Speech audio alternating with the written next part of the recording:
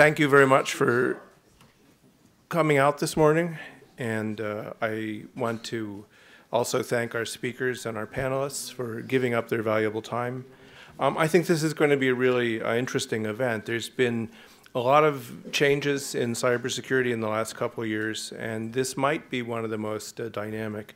It might also be one of the few things that could actually come to fruition in the upcoming months. So we're very eager to have a full discussion. Today's agenda is we'll have 3 keynote speakers. Following them, we'll have a very distinguished panel come up and have an interactive discussion with the audience. I believe each of the speakers has time for 1 or 2 questions. Is that right? And then we'll see where we go from there. We put biographies of everyone out on the desk by the entryway because all 3 of our keynote speakers here have had such distinguished careers that it would take up almost the whole session for me to go through them. I'll skip that and instead say we will begin with Howard Schmidt, Cybersecurity Coordinator for the Obama administration. He'll be followed by Cameron Carey, General Counsel at the Department of Commerce, and then Michael English is not my first language. Michael O'Riordan, Chairman of the MOG, the Messaging Anti-Abuse Working Group. So I'm eager to hear the remarks. Let's get started with Howard. Thank you very much for coming. Thank you very much, Jim, and thanks not only to you for your personal contribution, but also CSIS for their ongoing efforts in helping support the cybersecurity effort and putting on events like this. As Jim mentioned, we are very fortunate today to have some really excellent speakers and panelists to discuss in, I think, all of our views, otherwise we probably wouldn't be here, very important issue, and that's specifically what role, very broadly, what ISP should play in dealing with some of the security issues we deal with online, and specifically about the role of the relationship with consumers. There's been a lot of work that's taken place in the past looking at these issues. We've seen things take place internationally relative to this area. And so some of the things we'd like to sort of flesh out a little bit today is, what's good for us in this country? What are the things that can really be helpful? Also, as Jim mentioned, we have a good friend and someone that really understands this as well as anybody from the Department of Commerce, Cam Carey. He'll talk a little bit about some of their efforts to pull together multi-stakeholder groups to create issues, look at issues relative to the ISPs and various code of conducts. And they've really been leading in this area, and not only this specific area, but also in working with the private sector in an area that basically extends beyond just critical infrastructure. Michael O'Riordan, see, Michael, Jim's got me started on this now, from MOG. As I think many of you know, Michael has written extensively on this topic, including an IETF RFC on remediation of bots on ISP networks, which is well received by the community and is also a very worthwhile document. As we go through the questions to the panel, I would ask you to once again be as you normally are, and that's don't be shy about asking questions. These are tough issues. And the only way we're going to get to the solving some of these issues is to make sure we're asking those tough questions. In a venue like this, we have an opportunity to be small enough, focused enough to really come up with some good conversation to help us move forward in this area and dealing with this important issue. So before we get started, let me just take a few moments and reflect on where at least we see cybersecurity is heading. We all know that cybersecurity issues are here. They're not going to go away. They're not something that someone someday is going to wake up and say, yeah, I'm tired of messing with networks and we're just going to quit. Nor are we going to be in a position someday where we're going to be so secure that people say, yeah, no money to be made in this. Let's go do something else and stay away from networks. That's not going to happen. The President highlighted this in his 2009 Cyberspace Policy Review, and by creation of this office, once again a reminder, dual had it between the National Security Staff and the National Economic Council. Now, I think none of us are idealistic enough to believe for a moment that the issues we're dealing with are going to be somehow solved by a silver bullet, or any one action taken by a company, an individual, or a government is going to fix all the problems we have. But once again, having said that, we fully should recognize that we all have to do a little part to make this more secure. We have to do something to move forward. We've said in meetings endlessly about we've been admiring the problem for too long. So looking for solid solutions and moving forward, as difficult as some may be, is something that we wind up really need to work towards.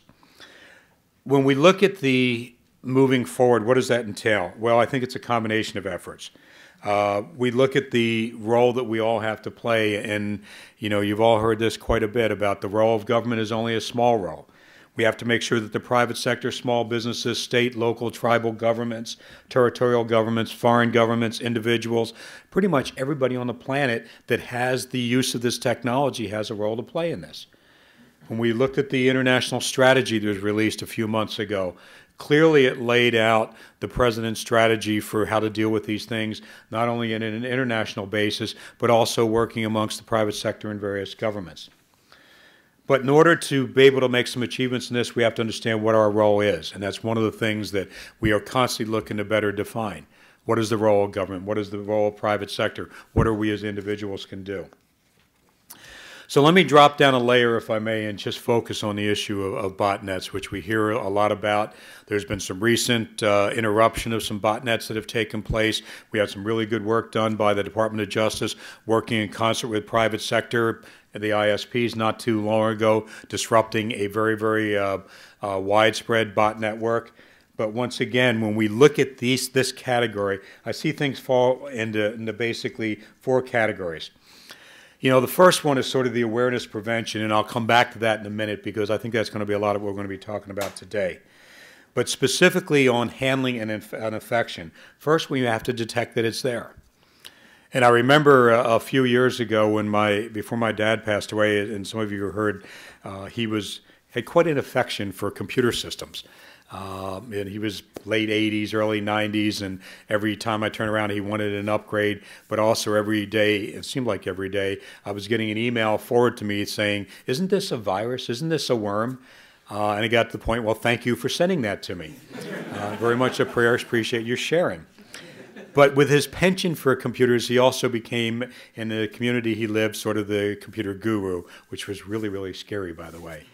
And I remember going down to visit him one time, and he asked me to go over and talk to one of the local women. I think she was in her 80s at the time, that she bought a brand new computer and it was running really slow. And some of you will really appreciate this next comment. Went over the house, looked at it, and the DSL modem, the light was flickering like there was so much data moving back and forth. And the computer was just sitting there and idle. Pretty good indicator that it had been botted. She had no idea what it was, no idea how to clean it up.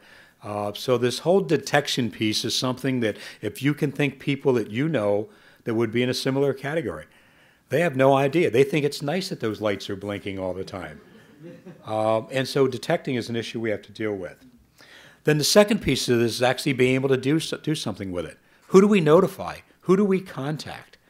It's not as if people go out and open up what used to be in some communities, the yellow pages, or get online and say, computer infection specialist, and there's somebody right around the corner like a plumber would be. We have to figure out a way to better address this issue, to be able to notify the people that there's something wrong. And then the whole remediation piece of it, and that's something that we see some good tools out there. But in often cases, because of one or two, people don't know that the tools are available, how to get them, how to use them. So that's something we need to wind up dealing with. So we could probably drill down in any one of these topics and literally spend days on it, on how to fight it, how to clean it up, how to deal with it. But the bottom line, it exists, and we need to figure out better ways of dealing with it. So if we think, those of us that are in this business that have whether you're a journalist or whether you're a technologist, while we think that this is a challenge for us, imagine how the lay people feel. Or as I once said, when had a technical problem, and the help desk sent exec support over there and said, "Here, it's fixed." And the question became, what do real people do? How do they get this kind of support? So we have to look for reasons to do that, because the botnets are out there, not only can harm and threaten any of us out there, but also is it become a victim of a crime, but it's also used to commit other crimes. So not only does it steal data from the computer, but it's also used to infect other computer systems, and often systems that trust that computer to be part of their trusted network. So as a consequence, there's a lot of work we need to do in this area. When we look at some of the things that we need to do forward to incentivize people to do this, and there's been a lot of discussion, is what does it really take to get people to pay attention when you really don't know you're a victim, or when you're a victim there's no real loss to you. But I think overall we fully recognize in the industry there is a loss, there's a lack of confidence, there's a lack of trust, and we really have to go a long way to clean this up. And I truly believe that's why this is an important discussion topic and why we're here today to talk about it. So let me go back to what I said. Let me wait for a moment. That's the awareness and prevention piece, and let me turn to that.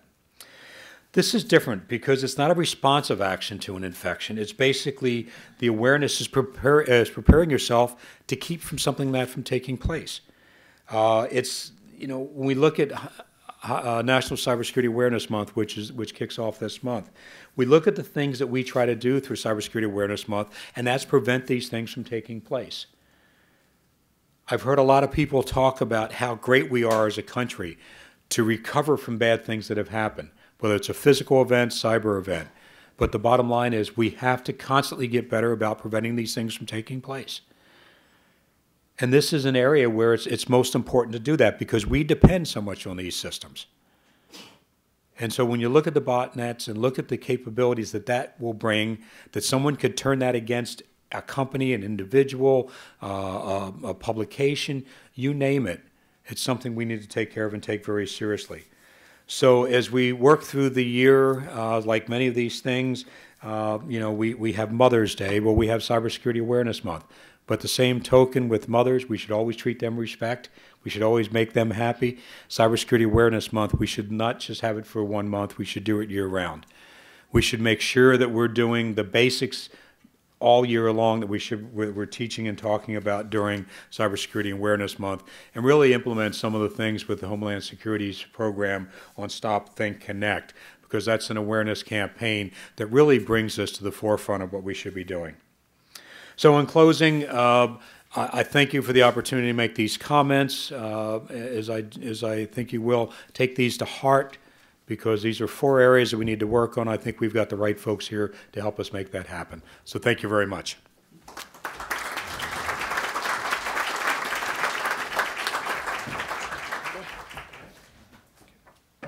Thanks. Beat me to the punch. Okay. Oops. Well, good morning. The public-private partnership on botnets that's the subject of this morning's forum is a prototype of the kind of policy making and problem solving that we at the Department of Commerce have been advocating as a central way of addressing the key policy challenges that we face on the internet. It puts into action the multi-stakeholder approach that is modeled on the institutions that have so successfully built the internet itself. It represents the kind of dynamic, flexible regulatory approach that we believe is needed to adapt to the challenges of rapidly changing technology. And this approach advances the central policy of maintaining a trusted and a secure internet while protecting the innovation and the interoperability that have made the internet such a driver of economic growth globally. As The Economist writes this week, the internet is shambolically governed. And the shambles is a lot better than the alternative. We simply cannot, in this diverse, interconnected, complex space, rely on a top-down approach. So under the Obama administration, the Commerce Department has made the Internet central to our mission to promote growth, to create jobs, and to retool the U.S. economy for sustained leadership in the 21st century. As Howard mentioned, the work of cybersecurity is dual-hatted under the National Security Council and the National Economic Council. And I'm grateful to Howard for being a leader in recognizing that the mission of cybersecurity must take into account economics, must take into account the needs of businesses. And so really making those interests a part of the discussion. And that has been central to the role of the Department of Commerce. Secretary Gary Locke last year established an Internet Policy Task Force, a department-wide task force that draws on the expertise of many of our agencies, the National Telecommunications and Information Administration, the Economics and Statistics Administration, NIST, the National Institute of Standards and Technology, and the U.S. Patent and Trademark Office. This task force was assigned by Secretary Locke to look at the norms and the ground rules that foster innovation in uses of information in 4 key areas: in enhancing Internet privacy, in protecting cybersecurity, in promoting intellectual property, and in ensuring the free flow of data across national borders. We recognized as we set out to look at these issues that these issues, these difficult issues, needed the input and the cooperation of a diverse range of stakeholders, from businesses to civil society to academia and to consumers, as well as government. And our approach has been to engage all of these groups in the discussion. It recognizes that a key role for government is in convening stakeholders and leading the way to policy solutions that protect the public interest as well as private innovation. But pure government planning in this space is a prescription for failure. So today's discussion of building a code of conduct around botnet detection, notification, mitigation focuses on security. But we believe that a similar approach to policymaking works across a range of Internet issues. The full range of issues that we continue to work on at the Department of Commerce. Central to that work is trust. The value of trust in this space just cannot be understated. In a world where commerce and trade operate on the exchange of digital information, security and privacy are 2 sides of the same coin. And that coin is essential currency in the global economy today. So one important part of commerce's role in building trust on the Internet has been the work of the National Institute of Standards and Technology and of NTIA in developing cybersecurity controls. It's been part of NIST's role as a lead agency for civilian government agencies. Its documents, like its special publication 853, have become leading sources for cybersecurity protections for the private sector as well. NTIA's role in key Internet areas such as Internet governance remains a key to keeping a trusted infrastructure. So in June, we published at the Department of Commerce our cybersecurity green paper, which focuses on those elements of the non-critical infrastructure in communications. My colleagues at the Department of Homeland Security, Bruce McConnell and others, focus on the core critical infrastructure that is essential to banking, to healthcare, to core telecommunications. But there is a significant portion of our economy that falls outside this space. So the cybersecurity green paper focuses our efforts on public policies and private sector norms that can improve cybersecurity posture of a number of commercial infrastructure operators, software and service providers, and users outside the core critical infrastructure.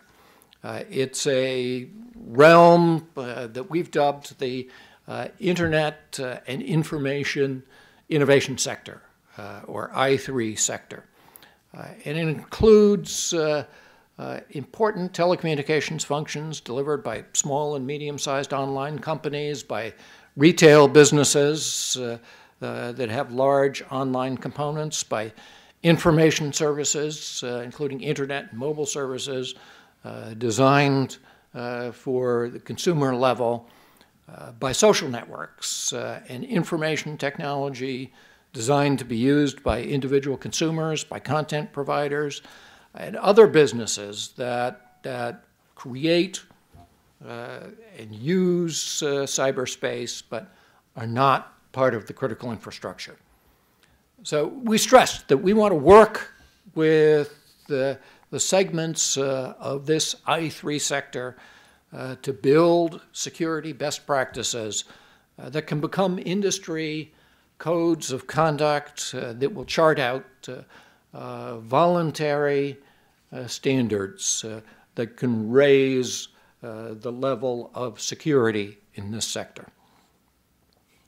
So this forum today provides an excellent opportunity to begin the process by working with all stakeholders to build a code around botnet identification, around detection, around mitigation for consumers, and to encourage the incentives for the I3 sector companies to implement these codes.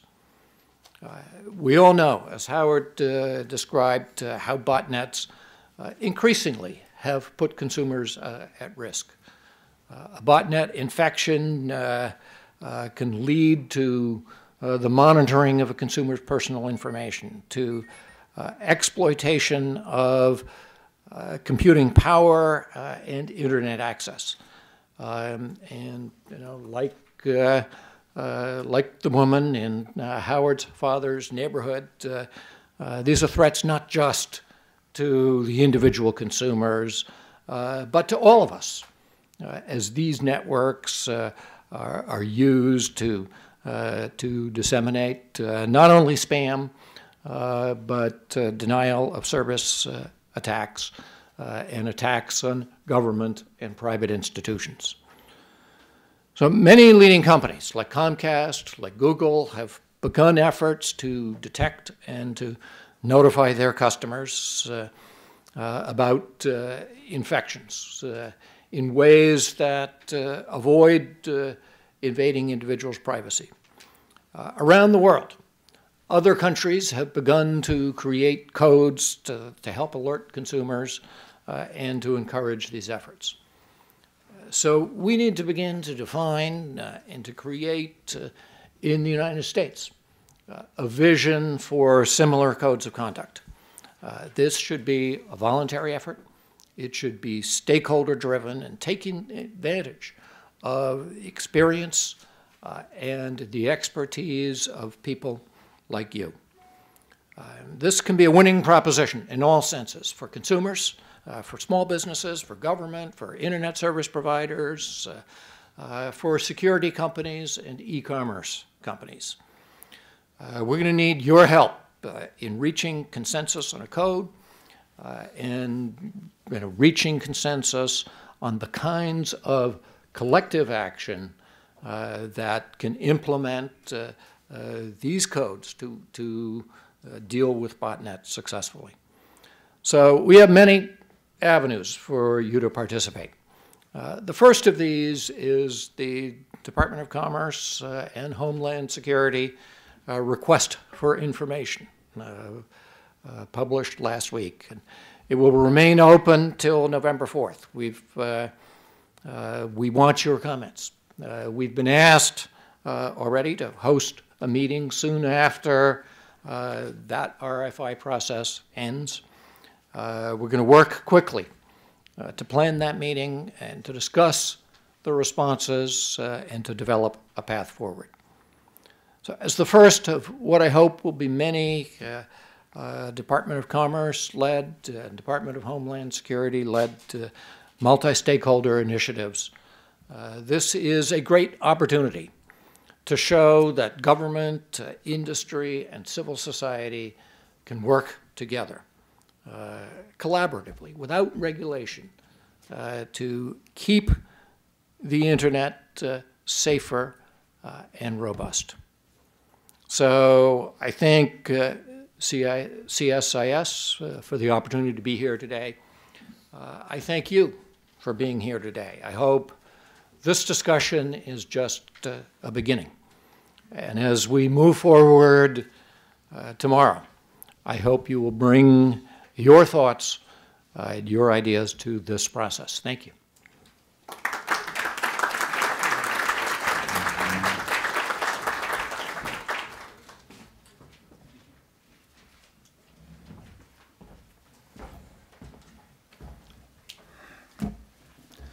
Hi there, good morning. My name's Mike O'Riordan, and it's a great pleasure for me to be here at the Centre for Strategic and International Studies today to talk to you. I'm going to take a couple of minutes of your time to explain what morgue is, because sometimes people hear the pronunciation, they think it's where we keep dead bodies, but it isn't.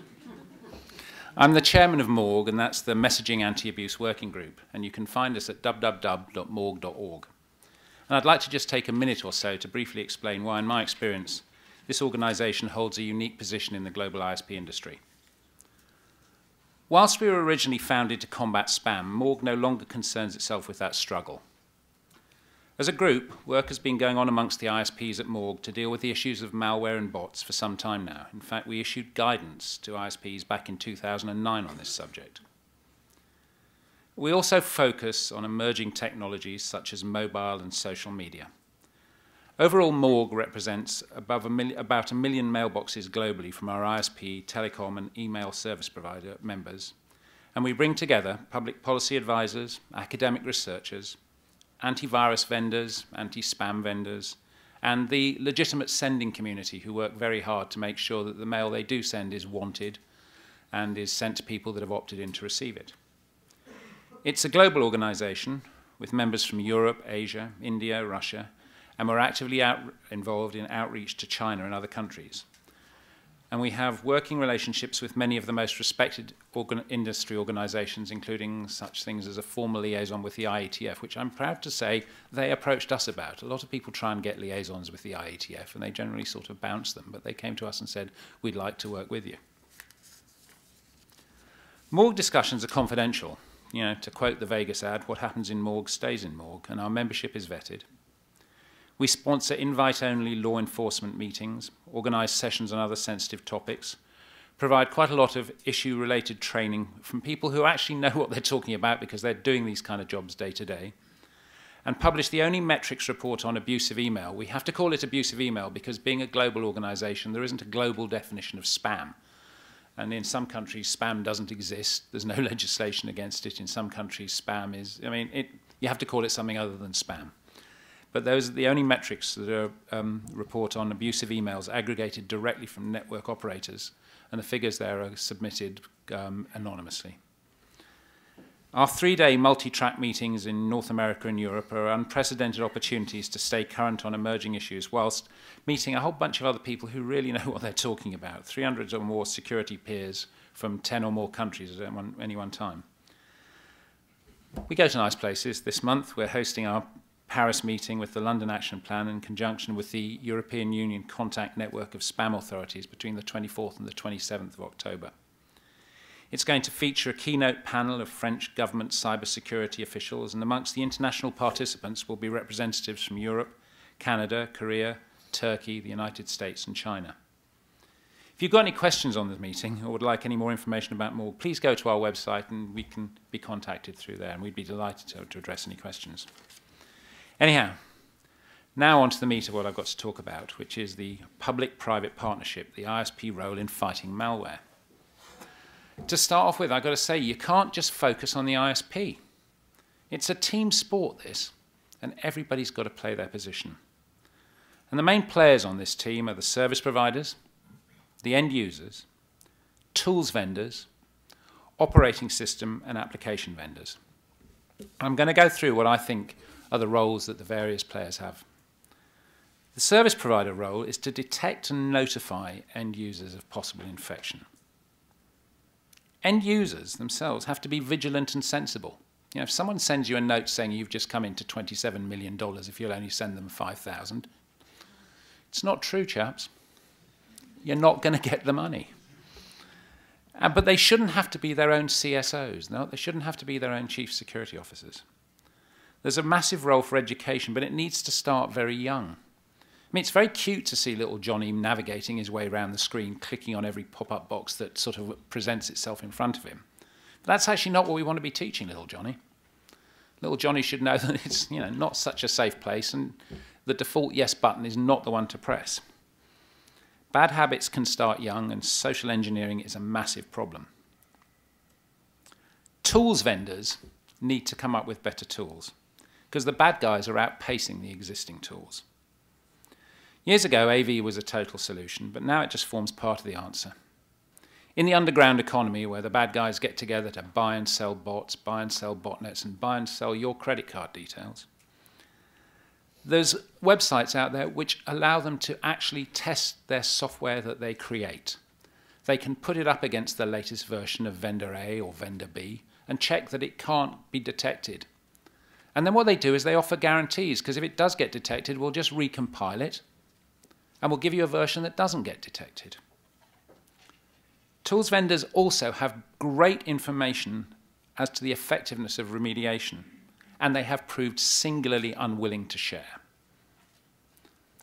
As for operating system vendors, some really are doing much better than others.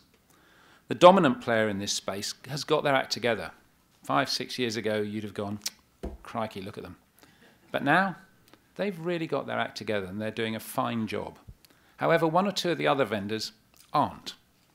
They could be doing a lot better, and sometimes they seem to be operating in denial of the problem rather than acceptance of it. Application vendors need to look at security more intensely too.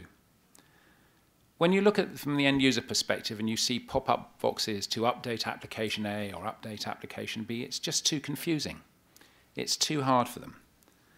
And I think this is one of the reasons that we're seeing more and more malware vulnerabilities now targeting the applications rather than targeting the operating system, because people don't always keep their applications up to date, their copies of Java, what have you, because it's too hard, and you're expecting too much of the end users. Now, there's some jolly good work going on. Jolly good. You see, I'm British. I finally said jolly good. I have to say, Comcast, with its Constant Guard, is probably a leading example.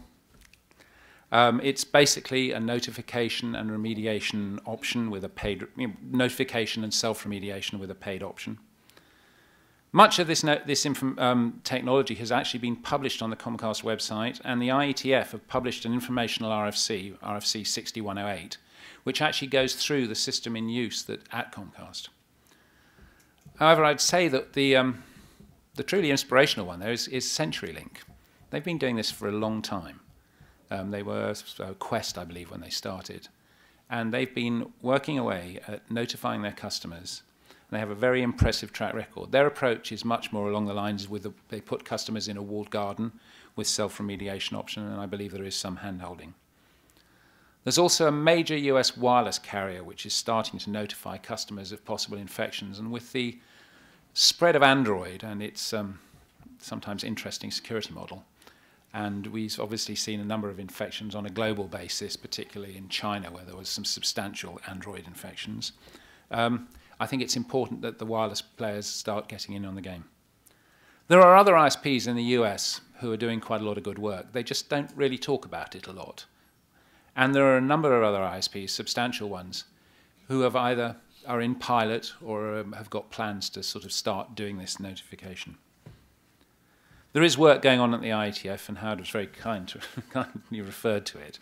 And I have to admit to being one of the authors of an RFC on bot remediation, which is in what's called last call at the IETF. That means, has anybody got any final objections before we publish this? And I'm hoping that it's got to be published soon. And would have to give credit to my colleagues, Namal Modi and Jason Livingood at Comcast. In 2009, as I said, Morg issued guidance to ISPs on what to do about bot remediation, but I believe the IETF document is going to supersede this. However, there's some great global models out there, and I'm going to pick on three. We've got the voluntary code of practice, where the user basically sorts themselves out, the clean-up with assistance model, and the clean-up by the end user using centrally provided tools. So I'm going to start off with the Aussies, the Australians, with the iCode. This code was launched back in 2010, and it contains 4 main elements. In order to be iCode compliant, you've got to have a notification or management system for compromised computers. There needs to be a standardized information resource for end users, a comprehensive resource for ISPs to be able to access the latest threat information, and a reporting mechanism back to, in fact, the CERT in Australia to facilitate a national high-level view in case of any major cyber attack. Now in Australia, 30 ISPs so far have signed up for this, which constitutes around about 90% of the Australian ISP market. However, if you look at the iCode, there is a key statement in there which I think bears quoting. ISPs are not required to fix your computer. That's really your responsibility. But the iCode encourages them to let you know there may be a problem. So that's the voluntary code version. The next one is the one that's going on in Germany, which is botfry.de, the website. There's an English version of it if you're interested in having a look. And this initiative's been up and running for about a year now. And the way I would sort of categorize this is clean up your computer with assistance. It was initially funded by the federal government in Germany, and it's run by ECHO, which is the German ISP Industry Association.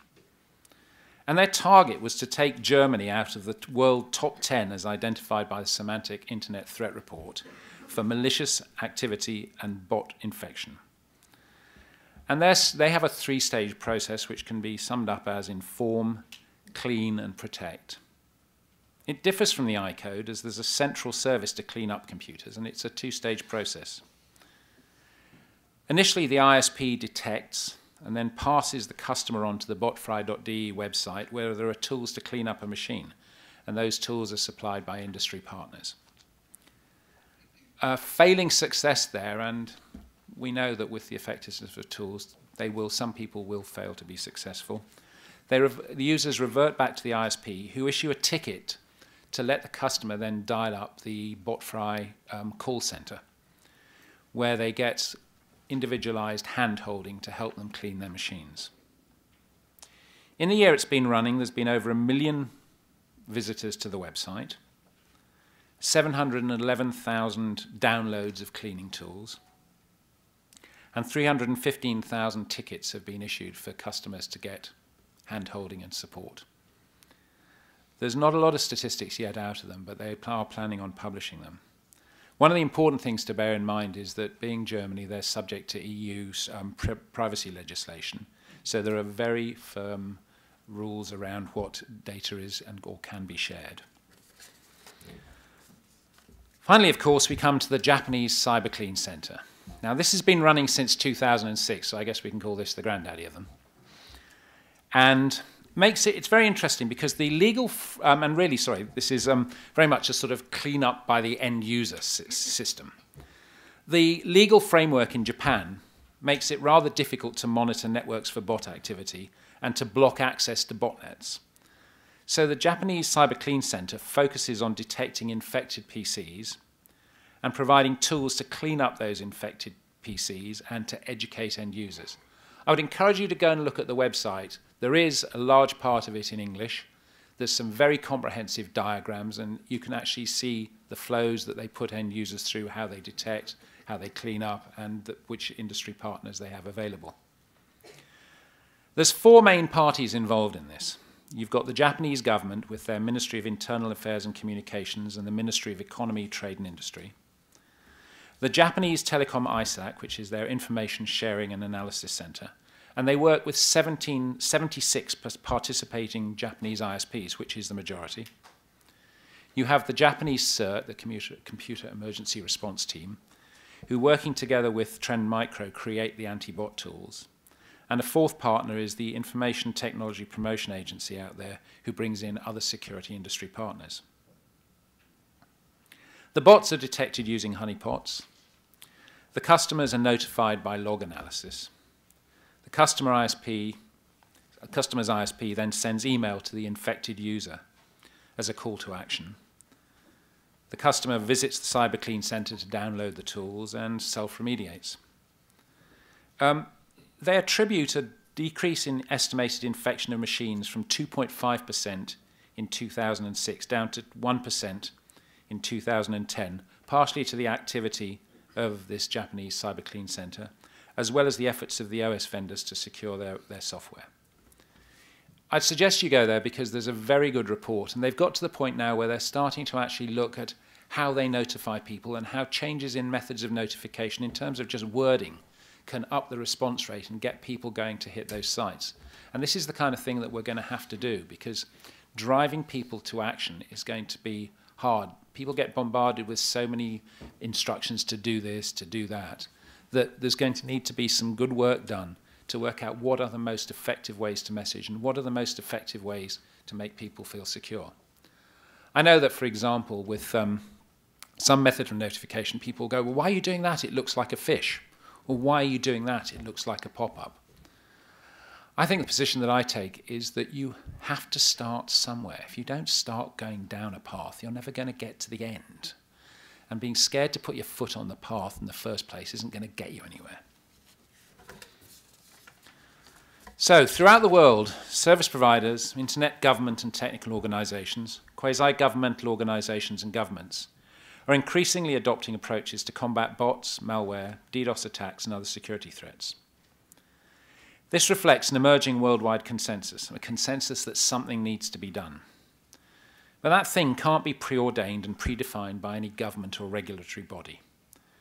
No 2 approaches are the same. I think I've already shown that, just in the US alone. And certainly if you look at it on a global basis, we've seen 3 different approaches, from 3 different, geographic areas. Preserving the ability for everyone, service providers, tools vendors, OS and application vendors, and even the end users in the ecosystem to innovate and create new and better approaches and tools is essential to combat cybersecurity threats more effectively. I thank you for listening to me today, and I'd be happy to take any questions. Do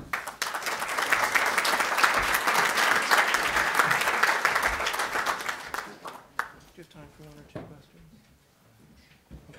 Okay.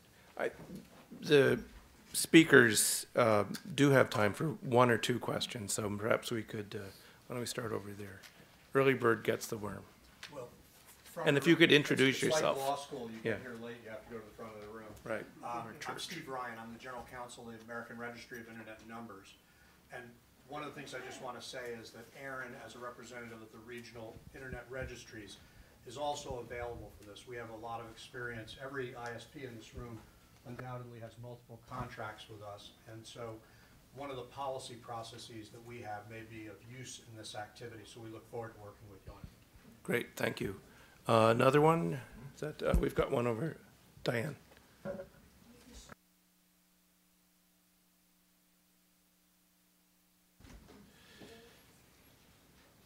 You can use them both if you want.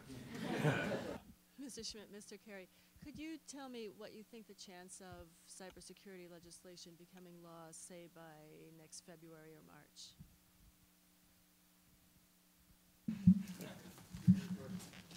Boy, it's like asking me to know which lottery ticket to buy. No, but seriously, I think there's a tremendous commitment both on the House and the Senate to move forward on legislation, the bipartisan area. There have been a number of comments made by the leadership leading the cybersecurity side on the House, who has said that they are committed to working through this issue. So I have a high level of confidence that something will move forward. I don't know what the final form will be, because that's where, as we've said ever since the outset, that the proposed legislation we move forward on was the beginning of a discussion, not an end point. So we're hoping, looking forward to see it, and I think Congress is very much engaged in doing the right thing with this.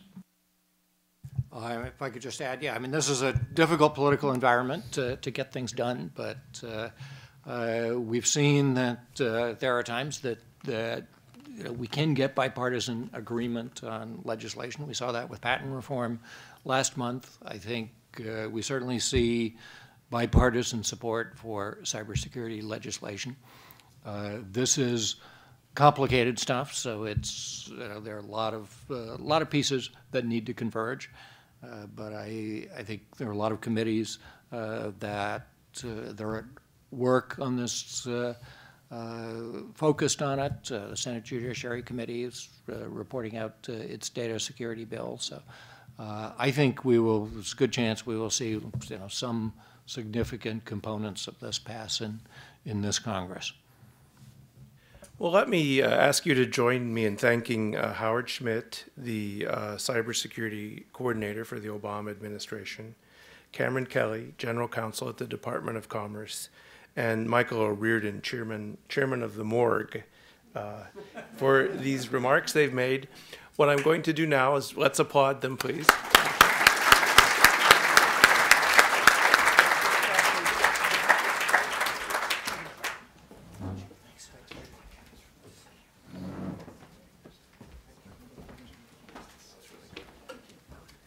If I could ask the panelists to now come up. Let me grab it.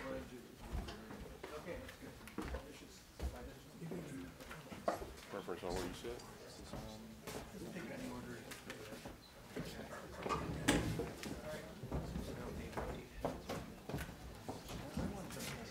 You can have it. You can have it. I'll trade it to you for a cup of water.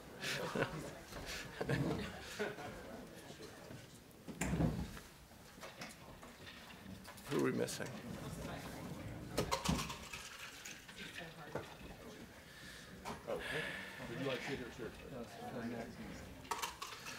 Great. So to do quick introductions, and again, we have bios for people out at the entry desk. Jamie Barnett, Chief of the Public Safety and Homeland Security Bureau at FCC. Really grateful he could make it today. Known him for a long time. Bruce McConnell, Department of Homeland Security. My staff yesterday asked me, they said, who's Bruce McConnell? We can't find his bio anywhere. So I said, well, let me tell you. I've known Bruce, known Bruce quite a while. What is your title? Oh, Counselor to the Deputy Undersecretary for National Protection and Programs Director at U.S. Department of Homeland Security. Really someone who's been doing this for quite a long time. Max Weinstein, President and Executive Director of Stop Badware. We're really grateful for Max for coming in. Ari Schwartz, who most of you know now at NIST, long and distinguished career in these issues, internet issues. And finally, Kate Dean. Kate, we're very grateful for you to appear here today, Executive Director of the U.S. Internet Service Provider Association. So what I'm going to ask to do is we'll just go right down the row. I'll ask each of the panelists to maybe talk for 5 minutes. We'll start with Jamie, we'll end with Kate, and then we'll open the floor to questions or comments from you. So, Jamie, please. Do you prefer Where? It's your choice. All right, well, if you don't mind, I'll sit. So, good morning. I especially want to thank Jim and the staff at the Center for Strategic International Studies for this important dialogue and really to be able to serve with these distinguished panelists and get to hear our keynote speakers. I really think that the title of this program is fascinating. It's a public-private partnership and the ISP role, which would, of course, be one of the private parts of the partnership. And that partnership indeed needs to take a holistic approach and a collective coordinated action among both government entities and private companies. So I'm here to talk about the FCC's role in that partnership. And I would call that a role that is a supporting role when you compare it to the leadership roles that the Department of Commerce, the Department of Homeland Security must play. But it's still an important and perhaps essential supporting role in helping us secure the nation's cyber ecosystem against malware threats. The point is that all hands must be on deck for this partnership to work, and we can't really afford for any part to be idle. The FCC has always been vitally interested in the security and reliability of communication networks. The Internet has expanded the concept and scope of communications. But the very openness of the Internet makes it very vulnerable to exploits and exploitation. And the specific areas of risk exist in the Internet routing and directory services. So now the guy in your office next to you, your mom's computer, Howard's dad, even your computer are all exposed to torrents of malware and spam and make them susceptible to infection and setting them up as threats to other users, but perhaps in extreme scenarios to the communications infrastructure itself. So millions of computers get incorporated into botnets each month, capable of launching crippling distributed denial of service attacks. Just last week, one of Australia's key internet registries, Net Registry, reported a major denial of service attack. It left customers unable to access their websites for 1 or more days. So like legacy communication networks, we must remember the Internet is operated by private commercial entities, not the government. And so the legacy legacy communications, private companies are the vanguard for protecting their infrastructure and their consumers. ISPs are not alone in this responsibility, but they play a significant function in battling botnets and malware. And naturally, ISPs would be concerned about their responsibilities in remediating botnets. And really, in a lot of ways, they're pulled in a lot of different directions. I think that ISPs are concerned about the possibility of unnecessary government intervention or regulation. They're concerns about customer privacy rights, fear of losing commercial advantage, fear of exposure to new legal liabilities have caused trepidation for ISPs that are seeking to create safer online experiences for their customers. But the industry also lacks an effective common set of guidelines for what should be done to detect, notify, remediate end users' computers that have become infected by bots and other forms of malware. So speaking for myself, I think that a proper role, government role, should start with facilitating collective action among the public sector and private entities using the least restrictive, least regulatory means available that actually achieve success. And I think I can speak in harmony with my other federal partners that when I say that we in the public government sector realize it will take a cooperative, focused public-private partnership in order to effectively combat the malware that threatens Internet users and networks. Cam mentioned the Commerce Department, so the Green Paper. It suggests that voluntary codes of conduct are really a written set of industry-wide voluntary practices designed to spur a community to operate in a uniform manner. It should be developed through a multi-stakeholder process to significantly advance efforts to protect the Internet. So the U.S. Department of Commerce and the Homeland Security's RFI, which was built on this. I guess that came out just really 2 weeks ago. Builds on past work here and abroad to ask those important questions about creating that voluntary code to address the detection, notification, and mitigation of botnets. I think it's a major step forward, and we at the Commission fully support federal partners in going through this method to combat this growing threat. We're really especially interested to hear the responses to the RFIs, questions on practices to help prevent and mitigate botnet infections, practices for identifying them, the effectiveness of consumer notification, and incentives, which I think are very important to promote voluntary action to notify consumers. These questions and the responses are extremely important as we formulate that strategy. And as has been previously alluded to, this is not just a U.S. problem. The solutions are global, and so we definitely are interested in looking at the I code, the things that have been done in Germany and Japan. Steps to remediate the adverse effect of botnets do involve more than the ISP community, but the ISP surely have a significant role to play.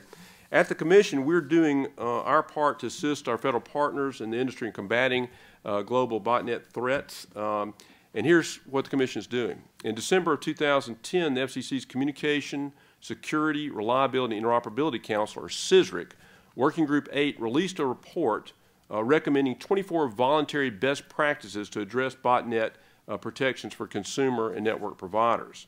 Some of you in this room, I think, served on that, and I appreciate that. Best practices covered several areas, including prevention, detection, notification, mitigation, and identified means to address externalities such as privacy concerns. And then on September 23rd of this year, we had the inaugural meeting of the newly rechartered CISRIC 3, and that was Working Group 7. I appreciate Ari Schwartz of the Department of Commerce and my fellow panelists here coming to address the entire CISRIC group as we kicked it off. That includes some 60 experts from industry and government. Michael O'Riordan is on it. We have Steve Crocker, Rodney Jaffe. As a matter of fact, Max is serving on one of our working groups. It's an Alan Powler. There are others of you that are serving on this. It's an all-star cast. And really over the next 18 months, the new CISRIC 3 will be reviewing efforts undertaken within the international community and among domestic stakeholder groups such as the Australian Internet Industry Code of Practice, relevant IETF request for comment, the MOG or MORG, however you want to pronounce it, for applicability to our domestic ISPs. And then building on the work of the CISRIC 2 Working Group 8 and in coordination with DHS and the Department of Commerce, and really informed by their RFI, the Working Group 3, Working Group 7 of CISRIC 3 will propose a set of agreed upon voluntary practices and a framework for ISP implementation. So we want to work very closely with our federal partners on this, and the working group will also identify potential ISP implementation obstacles and identify steps the FCC and other federal partners can take to help overcome those obstacles. We realize this is not easy. And then finally, the working group will identify outcome-oriented performance metrics to evaluate the effectiveness of their work in addressing the botnet problem. So in all of this, we want to work very closely with industry and our federal partners. We're committed to do so through the CISRIC, and we want to identify those ways that we can leverage lessons learned globally to create the right environment. And so, Jim, thank you again for the opportunity to come and speak to this group. I look forward to our continued discussion. Thanks very much. Bruce. Thanks, Jim. Let me also say what a pleasure it is to be here, and I love it when a plan comes together, so we really have a public-private partnership in action today, and we have the government acting in concert, so that's all positive. It's been a great morning already. I've learned 2 new words, MOG and shambolic, which I thought, there is a Three Dog Night song about that. That's right. So I thought perhaps we were talking about the mythical kingdom in Tibetan Buddhism, but apparently it's about something else. So that's been good. Today is the 3rd or 4th day of National Cybersecurity Awareness Month, so what more appropriate topic to be talking about, because this is all about notifying and making people more aware of what is happening and what their piece of the action is in terms of fixing things. It's part of a larger vision that we at DHS have, and later in the month we'll be releasing our blueprint, our strategy for the Homeland Security enterprise that focuses on a couple of different things. One is protecting critical information infrastructure today, and secondly to promote the creation of a healthier cyber ecosystem for tomorrow. And this work we're talking about today fits into both of those focus areas, because botnets truly are a scourge, and from the standpoint of the damage they do, but also the fact that they create a lot of noise on the internet and can be the vectors of serious threats, or can hide other threats and make them harder to find. So we're all for reducing them. And but like so many other aspects of homeland security, cybersecurity is a shared responsibility, and so that's what we're talking about today. Let's see if we can figure out the best roles and responsibilities for attacking this particular problem in a way that minimizes the government role and makes sure that it is doing the parts that only it can do, and that everyone else is doing the parts that they can do the best, and we're working together on this. So in this case, we've seen the government now taking a facilitative role, in part to cause this conversation to occur, and also it is in an extension of our role as educators. And in fact, in terms of Homeland Security, this particular effort that we've been working on with Commerce and with the FCC and the White House has been focused primarily on our educational role rather than our protect and prevent role, although it'll have a good effect on that, we hope, because we are one of our key approaches is to make sure that everybody is doing what they need to be doing. So we have a lot of things going on. We obviously are the sponsors of the National Cybersecurity Awareness Month with our partners at the National Cybersecurity Alliance and with all of you. And in addition, we have our awareness campaign, which Howard mentioned, the Stop, Think, Connect campaign, which is now really getting some legs. We're now partnered with the Girls and Boys Clubs, with the YMCA, YWCA. We're working with the Scouts. So this is really getting out there with the young people who need to understand their part in securing the future and present Internet. So we're looking forward very much to the responses from the RFI and see what we can learn about the ways in which the private sector can help participate in educating consumers about botnets and malware, and understanding even further to what extent that can actually reduce the prevalence and impact of this scourge on the Internet and on all of us. So will education work? Is this something that people want to do?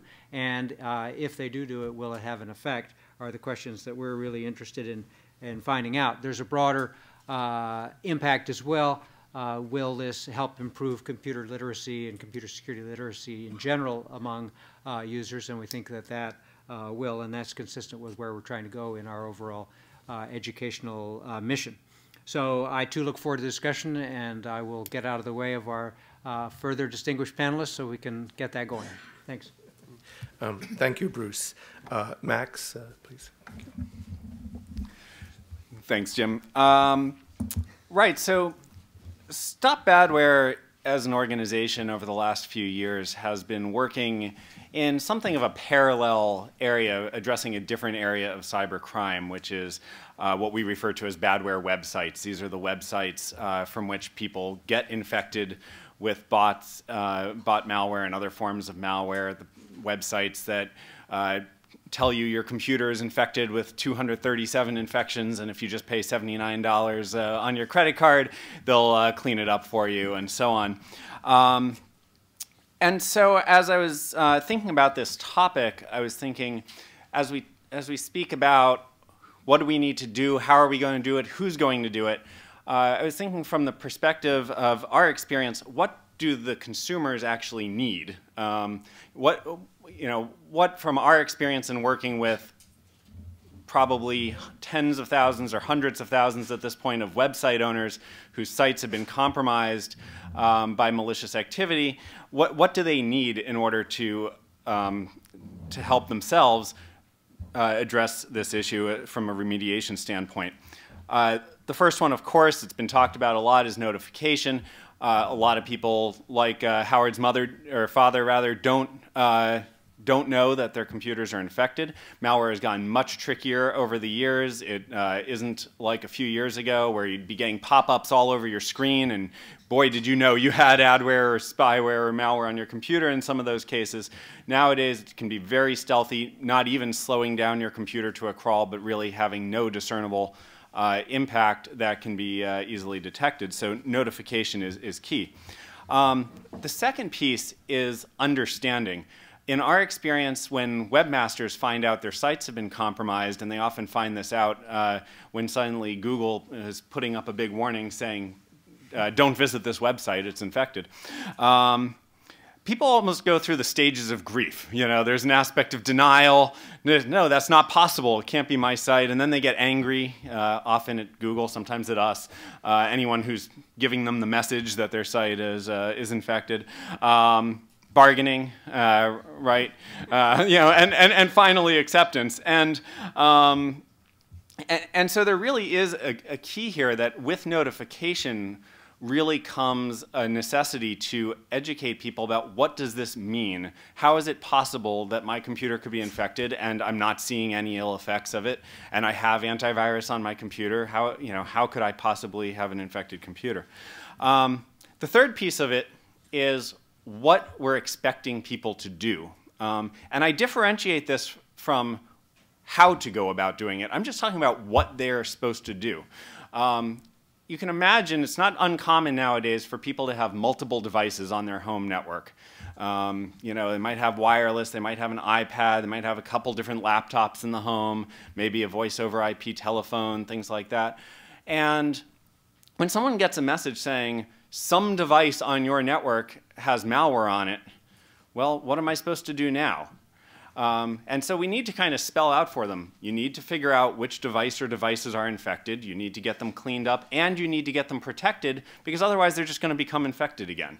And so we need to really sort of spell out what the expectation is for people.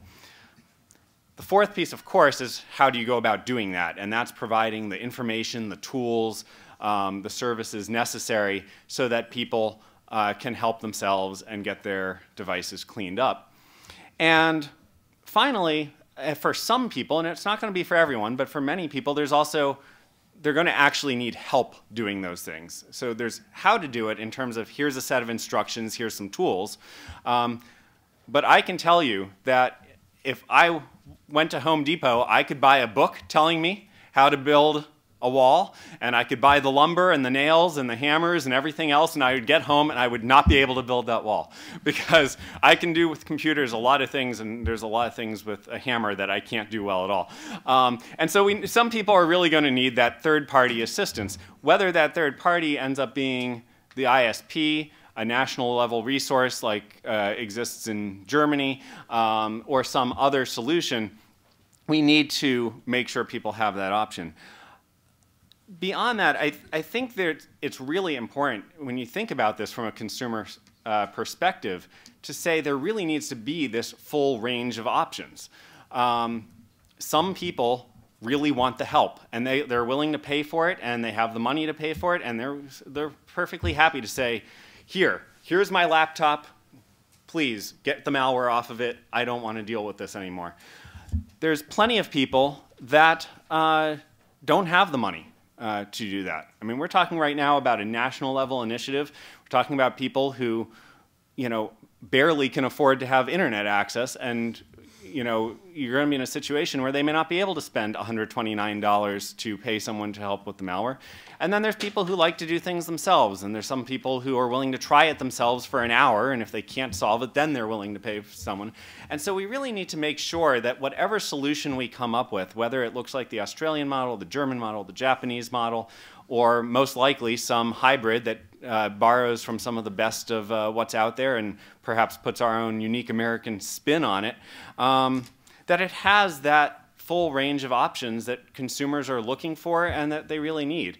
And I say this not only because we want to make consumers happy, but also because we need consumers to clean up their devices. This is something, botnets are a problem that affects everybody. Bruce and Jamie both talked about this.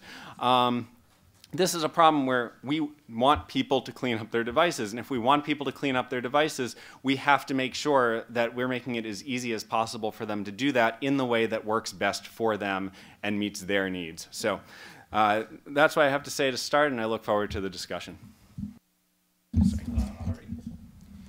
Thank you, Jim. Not just for hosting this event, but also for bringing together this great audience, actually. I mean, I'm really impressed by the people that are in this room. I kind of feel like I should turn my microphone around and get to everyone's opinion on this topic, but that's why we have a request for information. So I'll just put it out there that I hope that everyone in this room that has shown this level of interest and is, the caliber of people in this room will respond to our request for information that's out there until November 4th. With that, let me just highlight 4 things that are important to the Commerce Department. I mean, the RFI asks a lot of questions, but it doesn't go into kind of a lot of detail about what our vision is in this space. But I do think some things are highlighted in there that give you an idea, and I'll point to the 4 major themes that I think are very important to the Commerce Department in this space. First of all, that whatever comes out of moving forward is in this space is voluntary and is a public-private, true public-private partnership.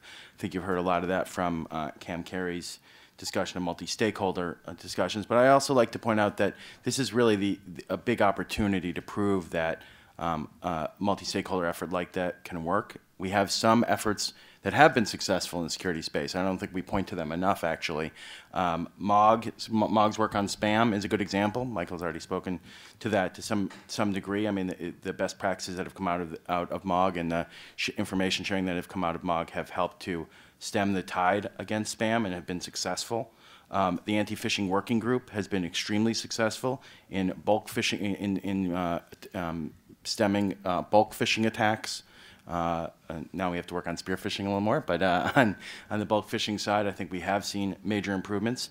And the anti-spyware coalition that I helped work on when I was in the private sector really helped to end nuisance and harmful adware that was supported by major firms and venture capital money. So we have seen successes in this space in the past. This is really taking it up one step, and in order to build a voluntary effort in this space, we're going to need greater effort and code of conduct in this space to take things to the next level. Number 2 is something that Mike O'Riordan talked about, which I've called which I've kind of phrased as that the incentives in this space must maximize the potential of the existing security market to address the problem. He said very eloquently that we have a lot of tools in this existing security market. Some cases we have kept up, some cases we haven't, and we have to figure out how to maximize the work that's being done in that space. We're spending a lot of money. There is an existing marketplace. We have to have that work if this effort's going to be successful. Number 3, that benefits for there must be benefit for all companies involved, and I take that beyond the ISPs. There's been a lot of talk about the ISPs, but we also know other companies have notified in this space, and other companies like the security companies and others have been and are going to be important players if this is going to be successful. I also think it's important that those benefits must be for small companies as well as large companies, and we need to figure out ways to get incentives to work for them, and those benefits must outweigh costs for large companies and small companies alike. And lastly, that what we come up with must actually end up protecting the consumer. And by that I mean that we have to give the consumers information and a means to fix the problem. Both Max and Michael spoke about that. We also have to be able to protect privacy, because we're not doing the consumers any good if we're invading their privacy and helping their security. We can do both at the same time, and consumers expect us to do both at the same time. And third, that we have due process in the notices that we give and the efforts that we take. That sounds like we're asking a lot from this process, but the good news is we already know that companies have done this, right? We have Comcast and Google and other efforts out there that have formed best practices. CISRIC, the FCC work that Admiral Barnett's group has done has really helped to define best practices in this space. We have the IETF standards that do all of these things. We can do it, and we have to make sure that incentives get more companies involved and more individuals covered in this space.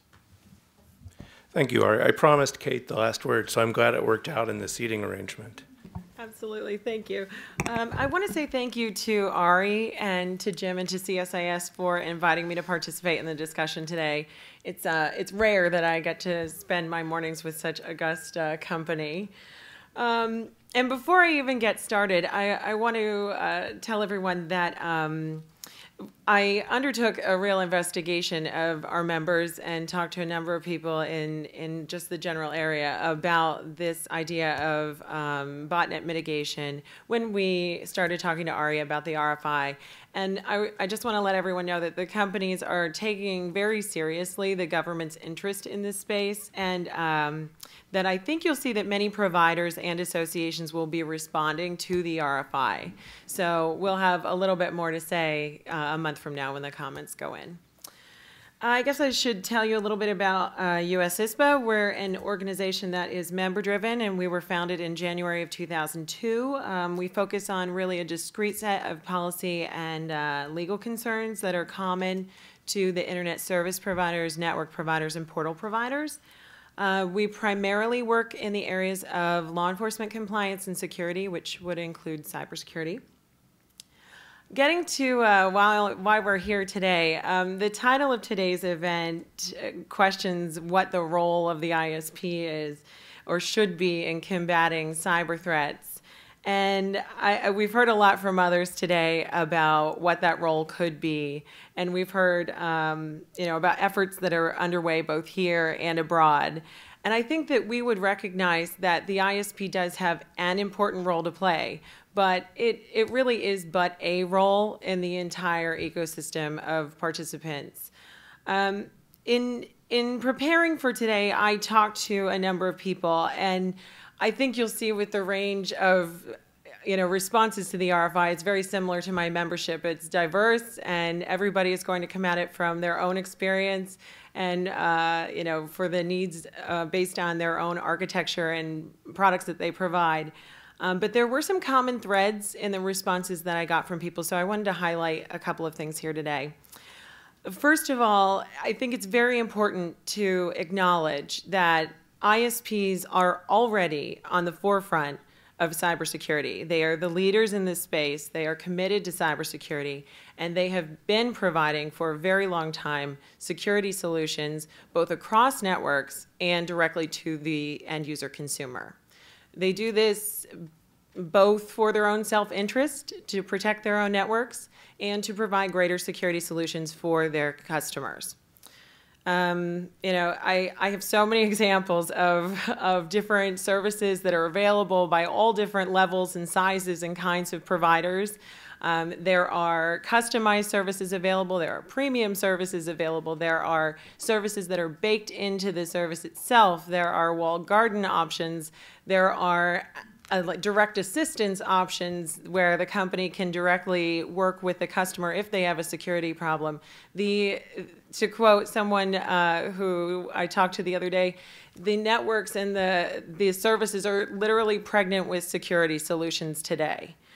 We are vigilant against all varieties of threats, and this is evident in the fact that the networks are robust and they're very sophisticated, and all of you are typing on your laptops right now and pinging back and forth on your iPhones. The second point that I'd like to address today is one that Mike really talked about very clearly earlier, and one that I've already highlighted, and that is this discussion is an important discussion. And I think it's great that the government has initiated a conversation about what the different roles are in this space. But it's not so great if we're only looking at one sector of the entire internet industry and asking, the ISPs to create the solutions to this problem. So one of the things that the government could do would be to broaden the ecosystem of people who are sitting around the table. And I think that we've heard from many before me today, and I think that's their intention. And hopefully, the antivirus companies and the tool vendors will be responding to the RFI as well. The third point I'd like to make really goes to the flexibility points that you've already heard earlier today. architectures are very different. Each service provider, believe me, is very unique. They have their own concerns. These systems have been, built up over the past number of decades. The technology varies from product to product and certainly from company to company. So whatever it is that comes out of the idea of creating more security and fighting botnets must be one that the ISP can create on their own and can implement across their own network without it being a top-down approach. The government needs the companies to remain innovative in this space. They need to be able to stay ahead of the threats. And any kind of uniform response is only going to handcuff us from being able to quickly respond to these dynamic threat environments. And lastly, I think some have mentioned it, and I would really like to make sure that we have a full discussion about this going forward. But it really is, we've talked about what the role of the ISP, who should be involved in this, but there really is a question out there, which is, what is the role of the government? What role should the government be playing? And I think we recognize that there is a role for the government, but that role may be limited. Some of the crucial areas where we see government involvement as necessary and important, definitely in the area of user education and awareness, like we've heard today. The government is uniquely situated to reach every household in the country, and it is important that the government be supported in this role. Another area where we see the government is effective is doing what we're doing today. They started the conversation. They have the ability to bring people together to, further talk about this topic. And I'm just going to say it because I bring it up, over and over again in meetings, so I might as well do it again. But one of the areas where we would like to see some movement from the government is to provide some leadership and some clarity on some of the outstanding legal issues that create some uncertainty. I heard from everyone I spoke to leading up to this, particularly when you talk directly to the security guys, they have security solutions that they want to bring to market. But some of the legal uncertainty can really slow the adoption and the implementation of that. So any leadership that the government can provide in that area would be very welcome. I'm happy to take questions. Great, thank you. So this is your big chance. You've been waiting patiently. Can I ask if there are any questions from the floor? Go ahead, please. And my name is Eric Fisher. I'm with the Library of Congress, and sorry. Go ahead. No, I was going to say, go ahead, Eric, but yeah. Yeah. And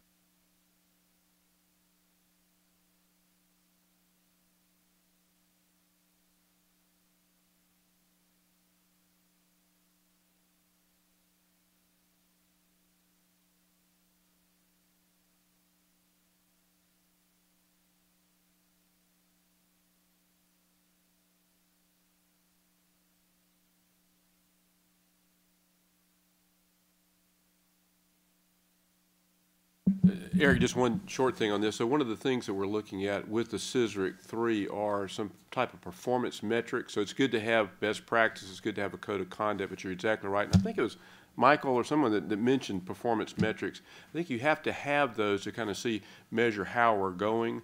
And I know there are other efforts that are very interested in that as well.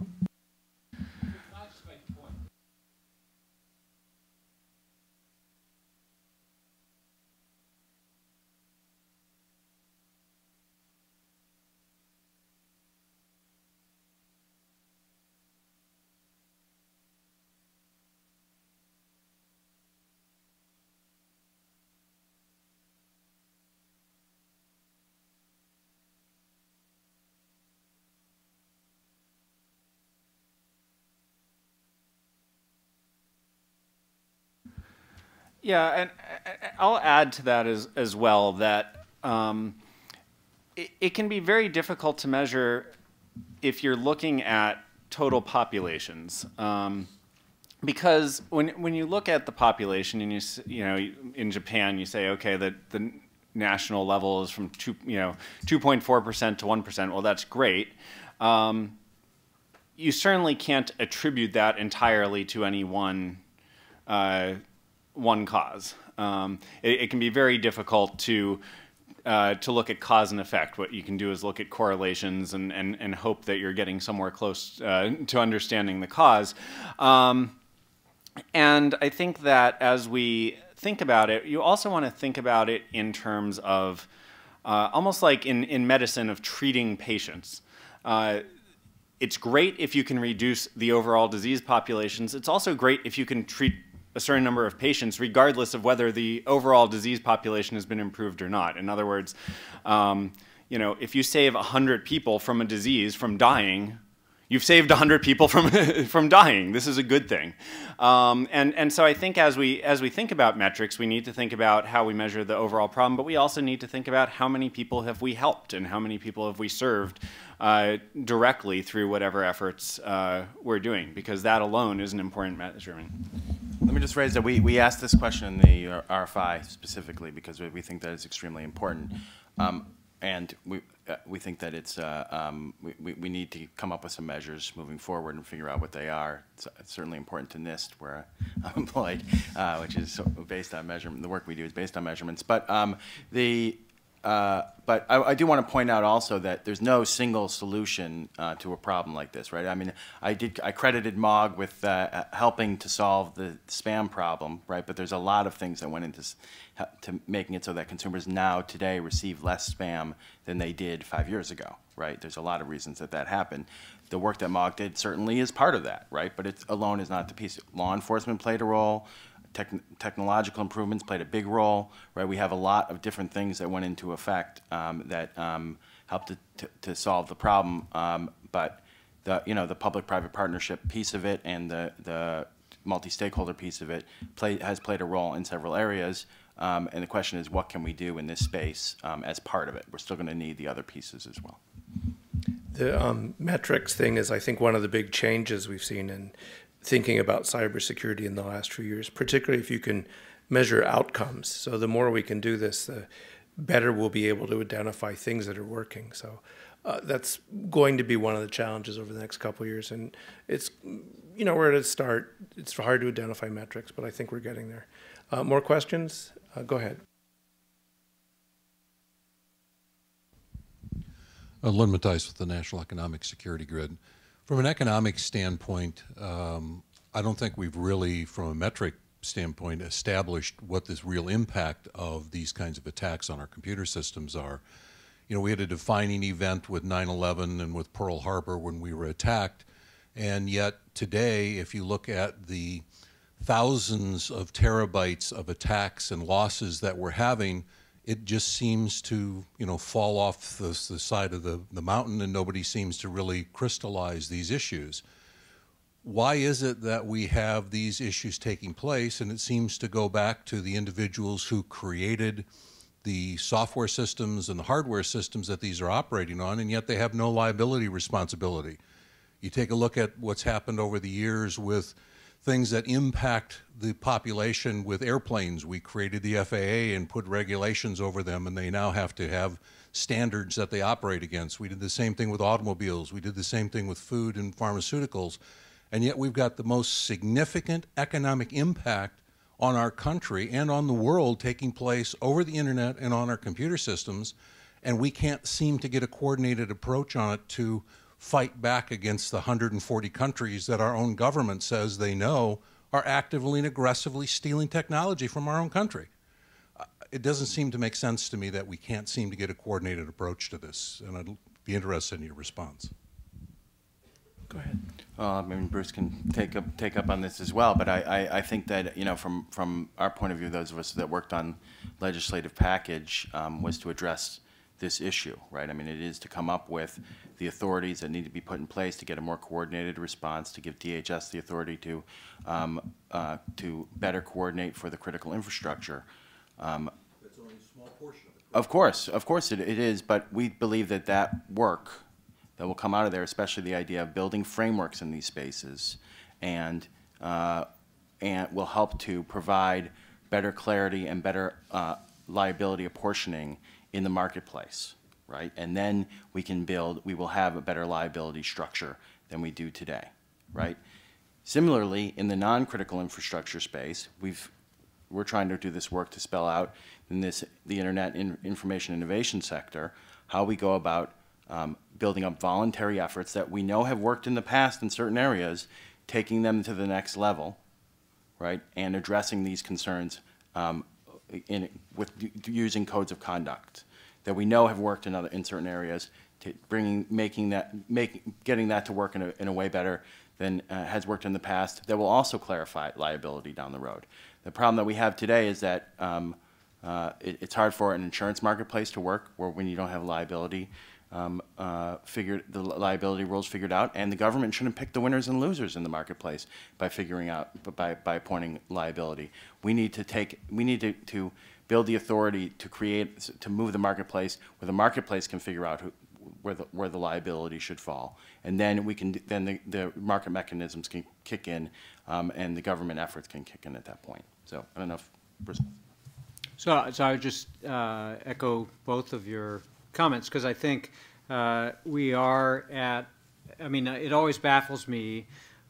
We always say, well, when a really bad attack happens, then it's like, what could be worse than what we're seeing now, right? Except we're not seeing it, so unlike Pearl Harbor or 9/11, where there was video, right? There's no video for this, so humans don't respond to the fact that this almost invisible at the moment crime that is being committed. And so we really do, though, need to develop a national consensus around this and move forward. So as Ari suggests, the administration did present some legislation, some proposals to the Hill.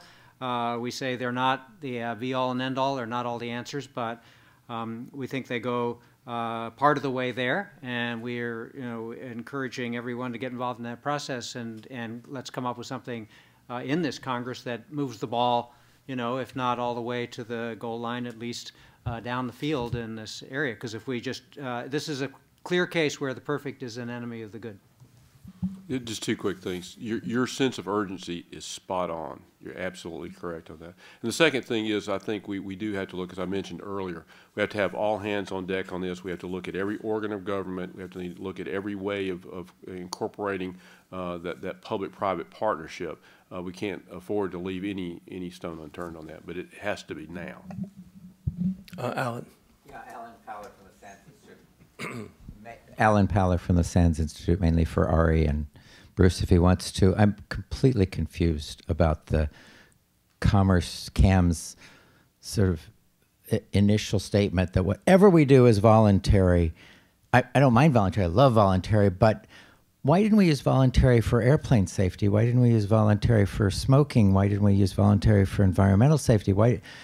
If voluntary is so perfect, why don't we have dozens of examples? And this one isn't a new problem. Cam sounded like he had just discovered it. This is a decade ago, people were barraging ISPs with, your guys are infecting me, can you stop them? And they completely ignored it. So if there's ever a failure of the market to respond, we got one here. So I'm lost on this. Obviously, it's a voluntary solution. Well, I think I want to separate out the critical infrastructure, what we considered in the Obama administration proposal to the Hill, for the covered critical infrastructure from the non-covered critical infrastructure. And a lot of that gets spelled out down the road, right? So we need to make that determination. But the covered critical infrastructure space, we believe, is not voluntary. It is the industry has the first shot at coming up with its framework at which security plans are based, but those security plans are required. And so we do have, that will set the goal for those critical infrastructure companies. For the non-critical infrastructure space, right, it's determined what that is in the future. We've set up kind of this area that we think is important to say is non-covered critical infrastructure, which is the Internet and Information Innovation sector, and spell it out in our green paper. In that space, we say that it should be voluntary, and that's where Cam is focusing his discussion, right? And he specifically did say that he was focusing on the I3 sector as the starting point.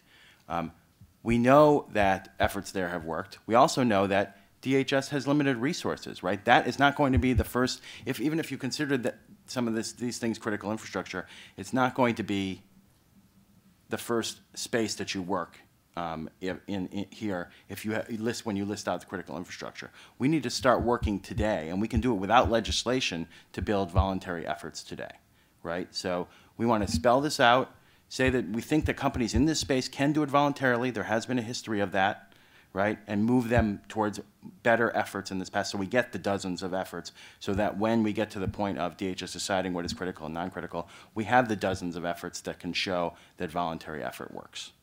Does that make a little more sense? I just note that first I'd note I didn't pay Alan to say that. And the second thing is that one way to think about this is a new effort. It's a voluntary effort. Try the voluntary approach for a while, a year or two, and if it isn't working, then you have to think about something else. But, you know, this has worked in other countries, and maybe I'll take the moderator's prerogative and ask each of the panelists, when you think of the German or the Australian experience in particular, what are the parts you like, what are the parts you don't like? And maybe you can just... It's a big question. It is a big question. So actually I do like the voluntary part, and going to Alan's question too, and I agree with Ari on this, I do think we have to use the least restrictive means. We have to go a voluntary method. I think there's a lot more focus on it right now. But it goes to Eric's question too. I do think we have to measure it. And during that 2-year period that Jim mentioned, we have to see how it goes. And then, you know, if it's not working, then probably we might have to do something else. But we do have a track record elsewhere, Germany, Japan, Australia, and I think that we should measure it to see how we do. So I guess I'd say what I like about those efforts is that they are in place. So that's better than we're doing here. So that's a good thing. I think the question that, you know, the underlying debate about this, because, you know, in our country we always have this debate, and especially in this area, between, you know, whether the government should take a stronger hand or whether the market forces are enough, and you know, what's going to be the effect on innovation. And so, you know, we all know those arguments, and we can all have that conversation. I think what concerns me the most is that we're running out of, you know, we've run out of time to have that conversation, at least at some level, and that we need to get something done. So we are getting things done. There are a lot of things that are going forward, but on this point about, you know, getting back to where we, you know, have some things that are maybe required, you know, in a way that's not, does not unnecessarily reduce, you know, increase costs or make the U.S. companies non-competitive or all the other problems. You know, we do need to move forward on this, and we are, you know, time is short. So again, let's get something done in this Congress, and you know, see how that goes. It won't be perfect, but it will be at least moving the ball. And I have to apologize. I have to go out of this a little bit early. So. What I like about all three of the national efforts that were mentioned is the fact that they facilitate and really streamline the notification process and really help ISPs do something which we know ISPs are the best positioned organizations to do, and that's to notify customers of infections.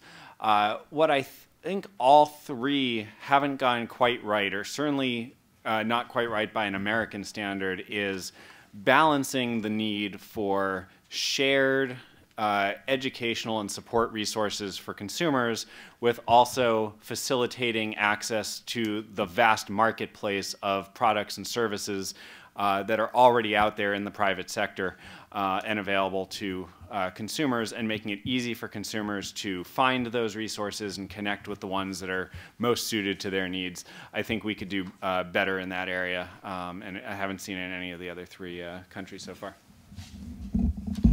I would say that in Australia, I think they've done a great job incentivizing the ISPs to participate. They have 90% participation, and they've given them reasons that it makes sense to sign up, including some of the ideas about giving them benefits for sending consumers back to them address some of the issues where appropriate. I didn't really like I think the U.S. in general has done a better job in education than that site does. If you look at the educational tools on that site, the U.S. versions are better. The U.S. information that's out there is better. In terms of the German, it's hard for me to know because my German's not that good. So they have very long words that I can't follow all the time. But it is, I think that they certainly have done a better job in terms of describing what their goals are and talking about how they plan to get there. I look forward to seeing their measurements and to whether they're meeting those goals, and then it would be more interesting to kind of look through the hand-holding piece versus just the education piece that they've been doing. So just the download piece and see how those work and why they work or not, and get some German language experts to look at what they've done. Well, I guess I can say that the companies certainly have looked at the other models around the globe very carefully, and I guess I'll comment on the Australian model and say that a lot of what is in that document, U.S. providers have been doing for quite some time. I'd say 90% of that is something that U.S. companies are already doing. And in fact, you can use that as a good example of what companies do without government intervention in this area. I think the difference between the approaches really demonstrates the difference in culture and in the different legal structures and in our technological solutions. So whereas they may be something that we can look to, they are probably not analogous to the U.S. market. We have time for one more question, so why don't the fellow in the back there in the blue shirt.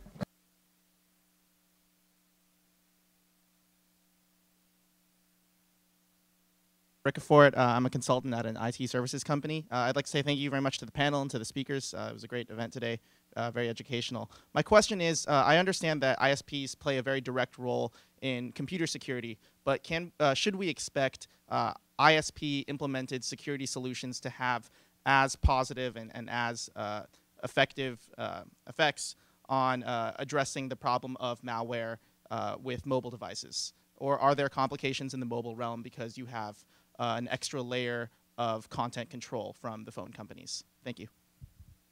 It was too good. Yeah.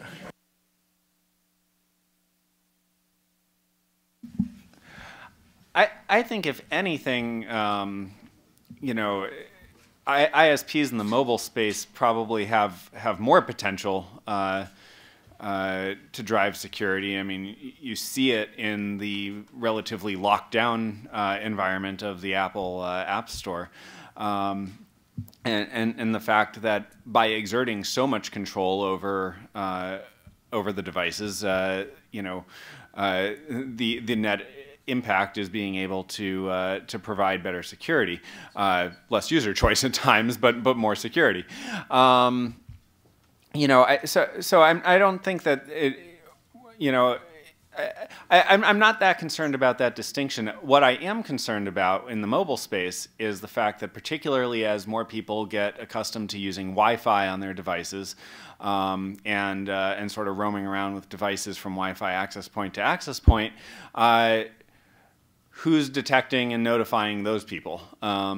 It's one thing when you're talking about a home computer sitting on somebody's home internet connection. It's quite another when you're talking about an iPad that maybe the person doesn't tend to use much at home because they have a computer there, but they use the iPad out on the road a lot, or Samsung Galaxy Tab or some other Android device. And now that device has malware. I think you will see problems with ISPs, if we're looking to ISPs to be the primary notifier and primary support provider, I think that will cause some new challenges.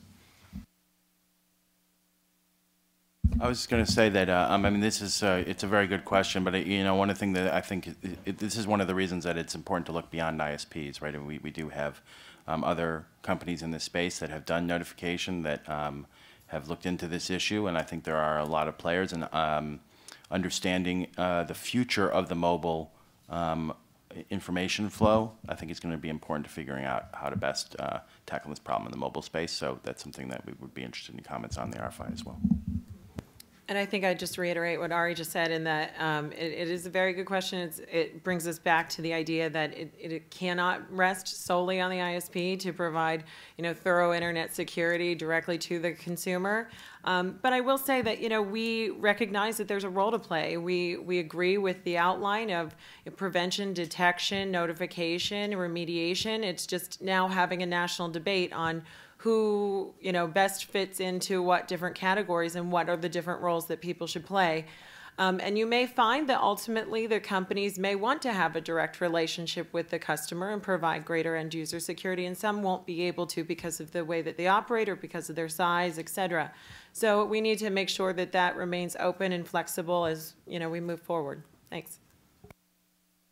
Okay, well, Ari, can you, for those who I'm sure most have seen it, but can you point us to where we can find the RFI? Is there a website address or something? I guess the best place for me to send you is through the Internet Policy Task Force at the Commerce Department. We have a website there that's run by NTIA, and there's a cybersecurity section. The top link is going to be the RFI, but it's it's available on there or through the Federal Registry. You can do a search for it. Tremendous. Would you join me in thanking our panel today?